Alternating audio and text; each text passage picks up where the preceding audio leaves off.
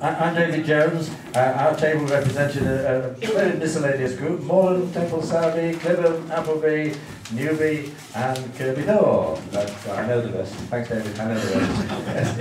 and in fact, there's not a lot to add to what's been said, but I think it is worth stressing. Firstly, the question of demand. We really have no idea how many people in our parishes are on broadband. There must be some way of finding out. Is there a way of finding out? Right, we need to know that. And then we need to be able to sell it to more people. One of my various jobs is editor of our parish newsletter. And there are just a few people who still insist on handing in bits of paper. And I've got to type them out, which is a nuisance. They just don't realise the advantages. That's the point. So there's a selling exercise there to be done. And once that's established, then all these practical things about digging trenches and things, they can be overcome. It's having the will to do it. So that's the first point, which has been made, but I'm repeating it. And the second point is, obviously in Asby, you had some degree of expertise already, which is very valuable. I don't know whether in our parishes we have such expertise, because there has, for any sort of project like this, there's got to be a person who's keen and knows a bit about it and has the energy and the time actually to drive it forward. There's got to be one person who's going to make it happen. So that person's got to be identified. So those are our 2 points, really. The market and the person to drive it forward. As we move forward, if the remaining people could also reflect a little bit on the use that they might put the internet to, the 4 or 5 things the community might want to do with broadband if they had it. I'm going to probably start with Jason. Hello, my name is Jason Brownlee. I'm from Melmerby and represent a table from the East Fell side, which stretches all the way from Renwick and Kirk Oswald, all the way down to Coolgate and includes Alston as well. Big enough. Now, we were all a little confused. We've really enjoyed our time here this afternoon, but we were still none the clearer as to what would happen after we left this building. So the question that was on our mind was, first of all, do we all want the same thing? The guys in Langwathby are very lucky; they can have 4 to 10 megabits already. Whereas the poor guys in Kirkland would be grateful for anything. And for me, in the middle, I run a business in Melmerby. I can just about get by running my business on 1 megabit, but would I really go through the pain and the grief just to double that to 2 or even up to 3 megabits? Well, no, I think the people in my position, in Langwathby's position, would like a proper step change in what was possible online. So getting some clarity on what everybody's aspirations would be a good first step. Secondly, we've got this problem of what I think of as the gap.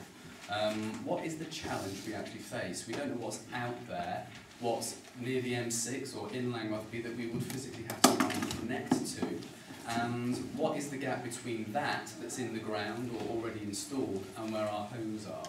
How big is that gap, and what is the challenge inherent in bridging that gap? We don't know. And that's important because if we're going to be effective advocates to the rest of our communities, I can't sell anything unless I understand it. And I don't understand what the gap is that we have to bridge. And I don't understand how you guys are going to help us. What's on offer? Do we need really sharp elbows? Or is it a much more civilised process that you're inviting us to take part in? So how can we bridge the gap, and how are you going to help us? Thank you. Thanks.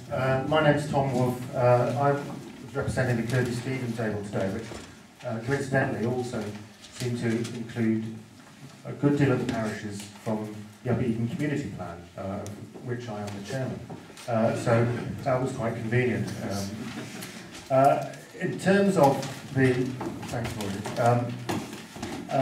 in terms of the locations for the hubs, I think we're all pretty much able to either find the time or know where there is a location already.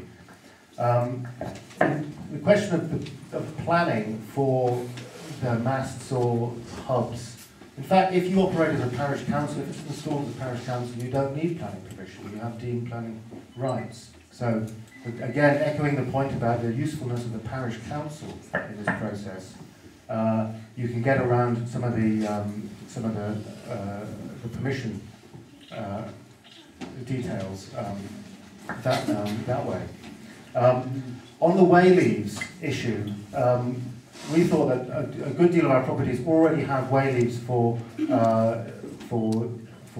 fibres, cables and pipes, whatever, back to the highway. So one of our questions really was, how easy is it going to be for Cumbria County Council to give way leaves adjacent to the highway? Do we need way leaves adjacent to the highway if we're going to dig in the fibres that way? So that's one important question. As regards just doing the general digging, yes, we're going to do that. In terms of demand, some of us have already done research, but there are some gaps we want to fill in on that. Some of it's going to be price sensitive about how much you're going to get, how much it's going to cost for what kind of upgrade. And I think the Upper Eton Community Plan Group could do some of the kind of background marketing and research to help our individual parishes do that research. And finally,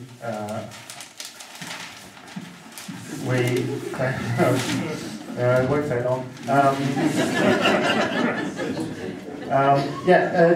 Only to reiterate that the parishes are structures already in place and they can take up a lot of the strain in terms of dealing with this.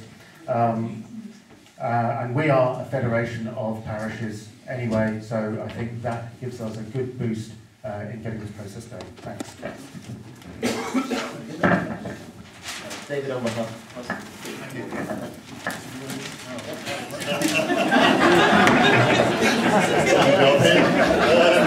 I'm actually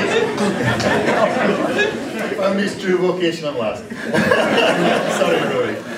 I'm David Graham. I'm actually representing a table at the back that was Crosby, Ravensworth, Malsmeaburn, Kingsmeaburn, Drybeck and Long Sledhill.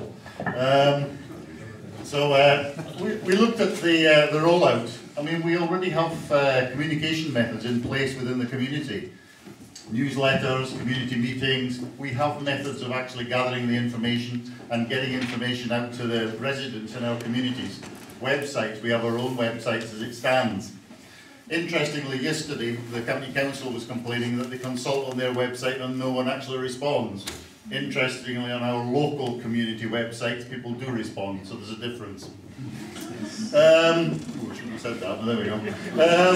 As far as community involvement goes, yeah, when we have experience of community issues and ones that have actually been delivered locally, and I would suggest our community would be up for it. We have an opportunity in Crosby at the moment and Malsmeaburn, in that we're getting a sewerage scheme in at the moment. And they haven't started with the link between Crosby Ravensworth, Malsmeaburn, Colby and Appleby. So, there is an opportunity there, but it's only going to be there for a short period of time. And it could be a long time, going by the rate it's going at the moment. Sorry, yeah. We don't know how many of our residents have actually got broadband. We actually started on the assumption that everyone had, but when you actually start and think about it, we're not sure that we know. So that's one. If we're doing broadband, we definitely want mobile. Absolutes, definite. And someone said it's got to be roaming nationally, whatever that means. It means nothing to me. I simply want a broadband and mobile. As far as using it, it gives you the opportunity to do all sorts of things like rural transport, car sharing, health, QDoc. You could use Skype to actually show the QDoc, the patient and how bad they were, or otherwise. I don't know, thinking out of the box. Video conference with local authorities. It would actually be nice to get an appointment to video conference a planner instead of having to go to district council, or on the highway issue, Cumbria highways. So you can do all sorts of things with it. As far as building and running it, yeah, absolutely, we're up for it. So long as there's a technical and economic solution, that's a key one, and that someone gives us some expertise and support. We have someone who's very computer literate and IT literate in our group, but I think even we would need some support. And I think that's about it.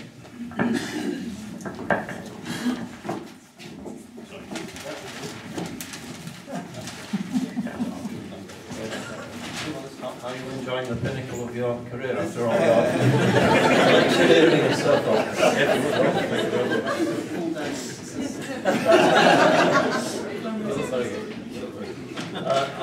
We were very privileged on our table of just 4 people to have, first of all, David Shaw, who's a radio ham of some distinction, I believe, and would be very good at finding the correct locations for these communication equipments in the hubs and masts and so forth.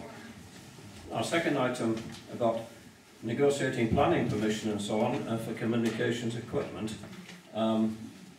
We also had on the table Tom Edmondson, who already has a mobile phone mast in adjacent land to his farm, I believe.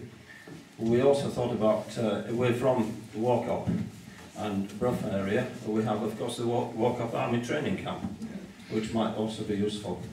I don't know what the legal implications of putting things on a secure army camp are, I'm not sure, but it's a possibility.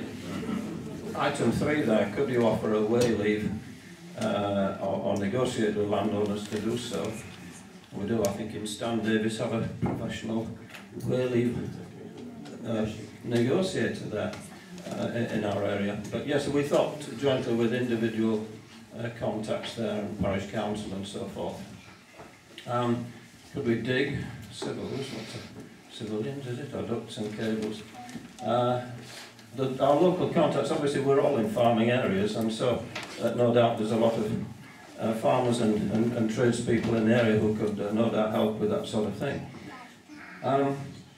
In the community, we're asked here to elaborate a little bit on what we would do with the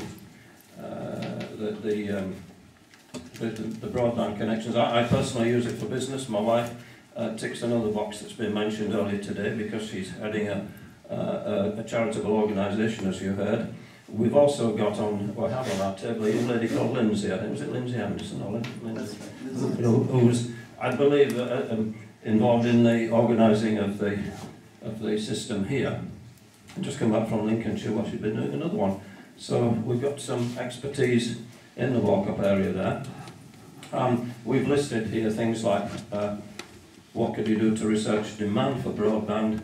We've all sorts of things listed here, like many others have. Parish magazines, questionnaires, village information boards. The Way is our parish magazine.